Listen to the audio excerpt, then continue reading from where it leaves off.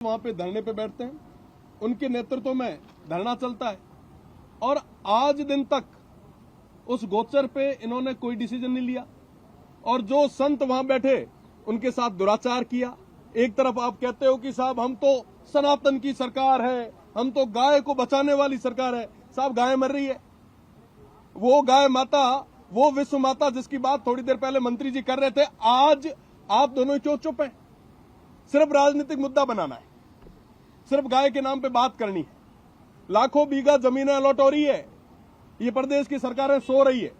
पूर्ववर्ती सरकार ने भी जमीनें अलॉट की, वर्तमान सरकारें भी अलॉट कर रही है। वही गोचर कर रही है जिसके नाम गाय के नाम की अभी राजनीति कर रहे हैं, वही गोचर कर रही है। पर आज उस विषय पे ये बात नहीं करना चाह रहे। ये तो चाहते हैं कि हाउस एडजर्न हो ताकि सही मुद्दे जो है वो जनता के सामने ना आए। मैं आपको बताना चाहूंगा, रागवा, सेहुआ, जोगा, तेजपाड़ा, सोनू, सांखला, सुल्ताना, अर्जुना, तनोट गांव, घंटियाली, कालरा कुआ, रायमला, साधना, भोजरा जी की ढाणी, नवल जी की ढाणी, हेमा, नेतसी, पारेवर, ये तमाम जो गांव है, आज जैसलमेर में आपको पता ही होगा कि हजारों की संख्या में एकजुट हुए हैं तमाम लोग। ये तमाम लोग इन तमाम गांवों से आए हैं जिनके नाम मैंने अभी लिए। ये सारे गांव पलायन होने पे मजबूर हो गए। पलायन कौन कर रहा है, क्यों कर रहा है, किस लिए कर रहा है, वो जमीनें किसने अलॉट की है? अरे साहब, आप हकीकत के मुद्दों को तो देखो। जिन इंटरनेशनल बॉर्डर की बात आप करते हो, आज के समय में वो इंटरनेशनल बॉर्डर पे बैठे हुए वो मजबूत लोग जो ऑपरेशन सिंदूर से लेके हर एक जगह पहली पंक्ति में आपके लिए लड़ाई लड़ रहे थे, आज उनको जबरदस्ती उनकी लैंड को अलॉट करके उनको पलायन करने पे मजबूर किया जा रहा है। आप देखेंगे कि थोड़े दिन पहले एक डालमिया सीमेंट बहुत बड़ी, मैं तो नाम लेके कहूंगा, उनको एक लैंड अलॉट हुई। 80 पक्के मकान जो है वो अलॉट कर दिए। साहब, आपका कोई भी व्यक्ति नीचे धरातल पे जाके कभी भौतिक सत्यापन करता है कि वहां पे है कौन, वहां पे क्या चल रहा है? आप गरीब लोगों के घर उजाड़ने में लगे हो। उनमें से कई लोग ऐसे हैं जिन्होंने आज तक शहर नहीं देखा। साहब, वो कहां जाएंगे? आप और हम तो कहीं भी चले जाएंगे, पर उनकी बात कौन करेगा?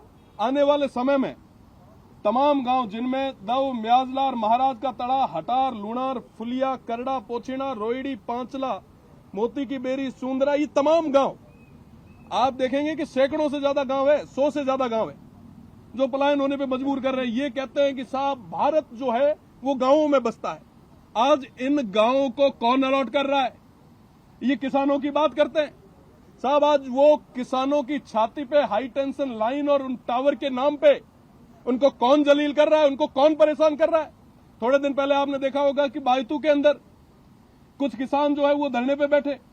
उनको पूछा गया कि साहब आप धरने पे क्यों बैठे हो? आप देखेंगे कि साहब उनके पास 15 से 20 बीघा जमीन थी, उस पर आपने जाके छाती पे पोल रख दिया। कह रहे हैं कि साहब ये विकास हो रहा है। अरे साहब, विकास के नाम पे ये विनाश क्यों कर रहे हैं? आप खेजड़ियां तो काट ही रहे थे, किसानों को इस तरीके से परेशान कर ही रहे हो। गांव के सीधे साधे लोग, उनकी जमीनों को आप इस तरीके से अलॉट करके उनको बेघर कर रहे हो। बदले में मिला क्या?